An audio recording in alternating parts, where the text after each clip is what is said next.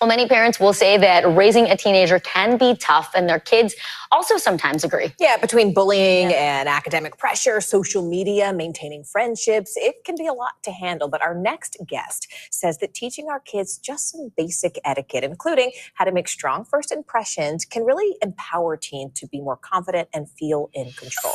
Etiquette coach and founder of Old School Etiquette, Mariah Humbert, joins us now.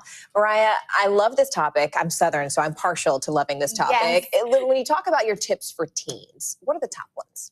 You know, when we think about etiquette and we talk about to teens about etiquette, we want them to understand that it's a really fancy word for social awareness and emotional intelligence. And so I want them to take that as a kind of a signal of, okay, this is a life skill that's really going to help me set myself up for success, create stronger connections, and feel more in control in social situations. What are some of the tips that you tailor for teenagers? And I know that your Instagram is really popular, Old Soul Etiquette. That's a lot of times where the teens can meet you. But what are some things that young people really struggle with? You know, we want to think about talking about ourselves because oftentimes teens find themselves in situations where there's new job opportunities, new friendships, new leadership opportunities, and they're met with this phrase, tell me about yourself.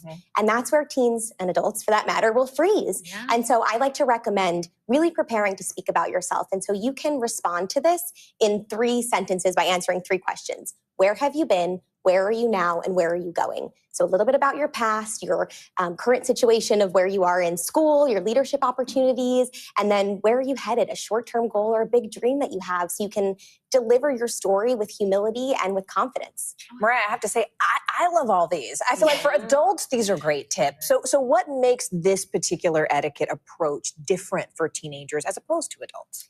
I think it's in the way that we frame the idea, right? Etiquette is so misunderstood. It's really seen as rules, right? So rule-based. But I want teens to see it actually as a set of tools instead of rules, that they can say, okay, I have a full tool belt and I'm prepared to go out in the world and understand how to carry myself and present myself and carry myself with a certain confidence so that I can stand out in a world that's very competitive and very technology based too. You know, face-to-face communication is getting to be more of a tricky situation these days. I love the way you kind of put it as if I sort of get these things under control, then I can relax and just focus on connecting with people and just sort of put that stuff away once I know the groundwork. Exactly. You know? So much of our world is based on our connections, right? How we build relationships, who we know, what opportunities that can lead to for someone who's a teen looking to, you know, go into their career or something like that. And so when they feel more prepared in social situations, they feel more at ease, and then that ease allows them to shine their light and be themselves. Something a lot of teens struggle with more so than we do as adults may be bullying or negative social interactions, especially things that happen online and then spill over to real life.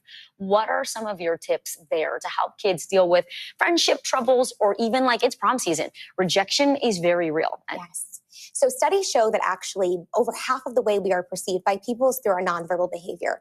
And so oftentimes teens struggle with finding the right words in these situations. And so I tell them this is when you really want to lean into your body language. If you can, you know, talk through your body and show confidence through your body language, it's okay. What does that look like? Find the right words. So this means maintaining good posture, not letting your chin fall when you want to crawl back into your shell in an uncomfortable situation, maintaining eye contact. So even if inside you're not feeling great in that situation, you're still conveying confidence. I love this, Mariah. I love all of it. I love every tip. So helpful. Mariah Humbert, we appreciate it. Old Soul Etiquette is the handle on Instagram. Thank you. That was a really fun conversation. And stay right here. Much more conversations coming up. You're watching NBC News Daily.